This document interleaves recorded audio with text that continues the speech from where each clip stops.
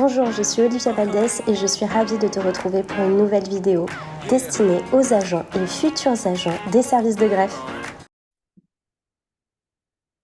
Bonjour Héloïse Bonjour Olivia.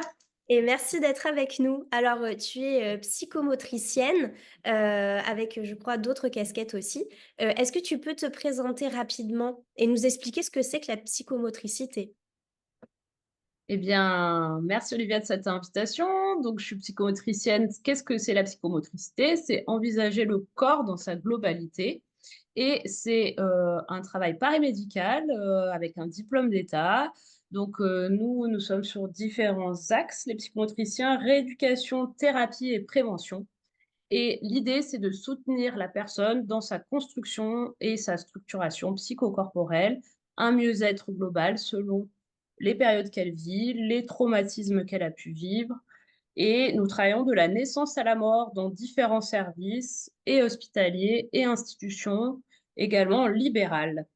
D'accord et est-ce que la psychomotricité peut être utilisée en période d'examen? Parce que c'est souvent, des périodes qui sont compliquées pour certains, ou dans une période où j'ai des besoins d'évolution professionnelle. Est-ce que la je peux m'appuyer sur la psychomotricité pour, peut-être me donner, plus de courage, plus de force, de confiance, gérer cette période-là, est-ce que ça fonctionne?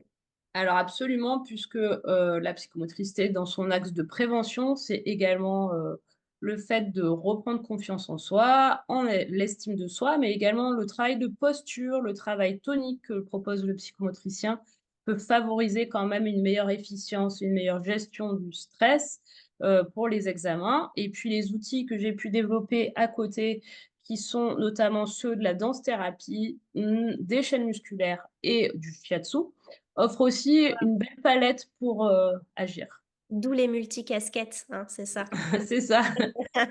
OK, Heu, donc tu vas utiliser tous ces outils-là dans le cadre de tes séances de psychomotricité au profit du patient et notamment, si jamais moi je viens avec, cette problématique-là, en fait, cette problématique multiple, hein, qui peut arriver enfin qui peut avoir différentes causes, mais de peur de passer des examens, de peur d'évoluer, professionnellement parce que j'ai peur de me confronter à un échec, ou, mmh à un oral, et donc à d'être jugée.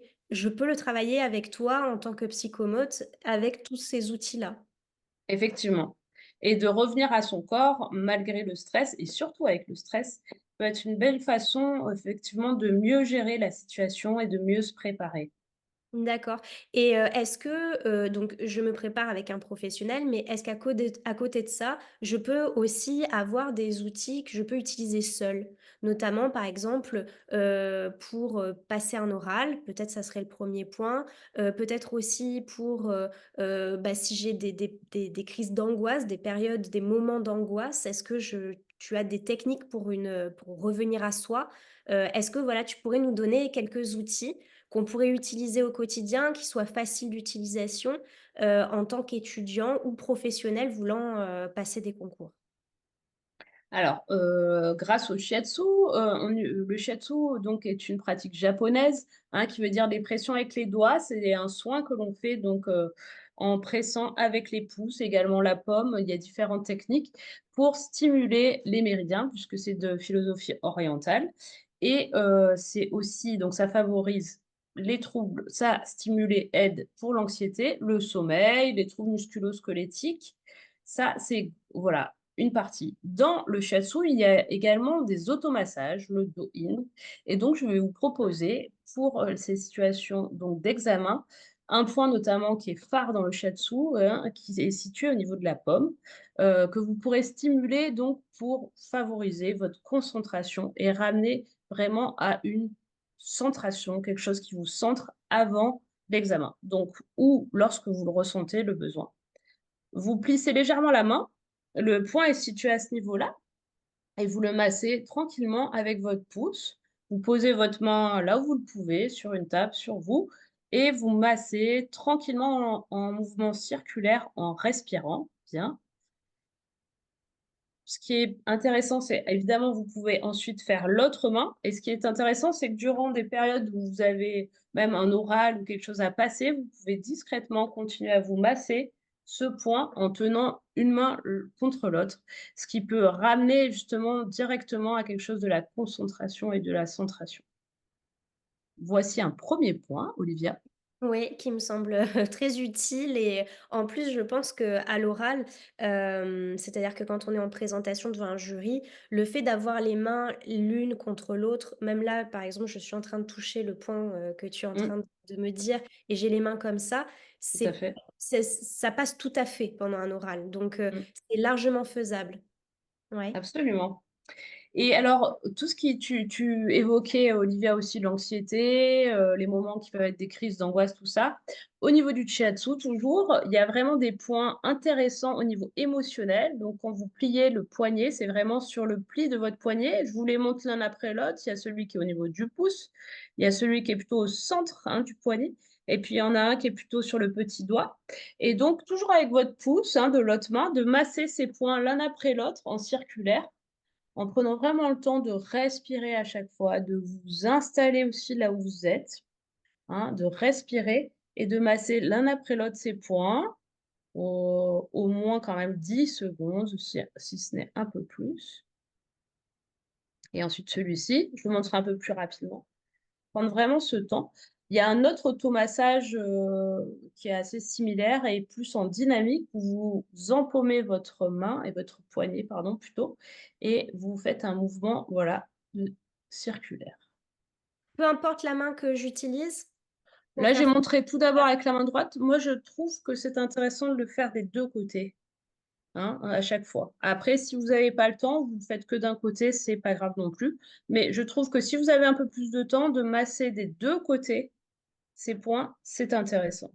Et ça, encore une fois, je pense que c'est tout à fait faisable, dans ce moment où on attend, notre passage à C'est l'oral. ça. Tout à fait faisable. Tout à fait faisable aussi, bah, pendant l'écrit, carrément, hein, c'est-à-dire qu'il y a une montée de stress, la question arrive, j'arrive pas, j'ai le stress de la feuille blanche. Je peux commencer peut-être à me faire des petits massages, à reprendre, Mmh, conscience de mon corps, de là où je suis et me calmer pour pouvoir, mobiliser les connaissances que j'ai en fait, hein, que j'ai mais qui là, ne sortent pas, comme il le faut. OK, absolument. Mmh.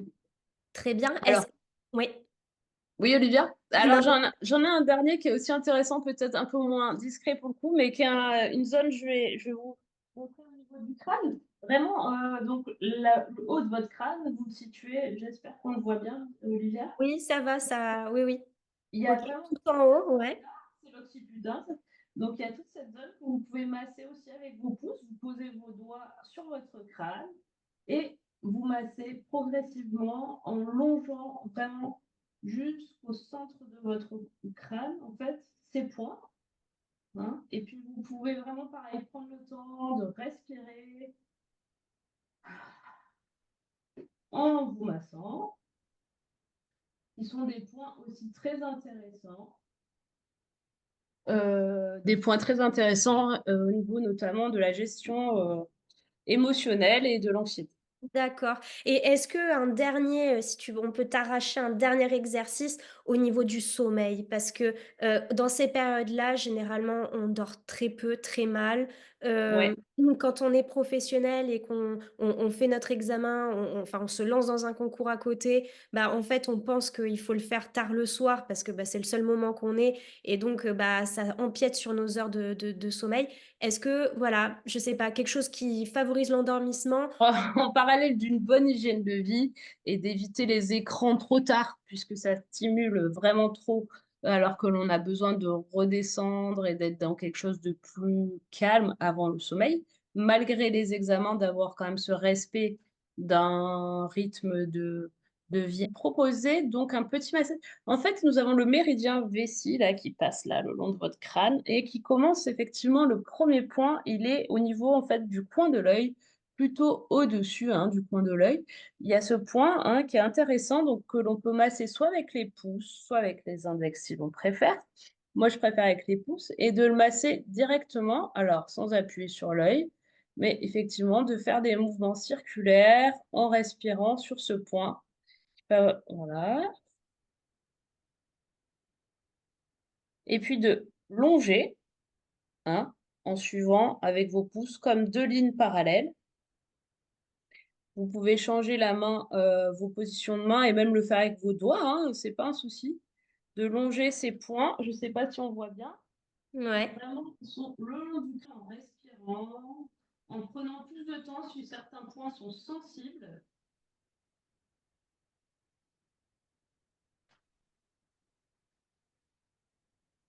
Voilà un autre exemple.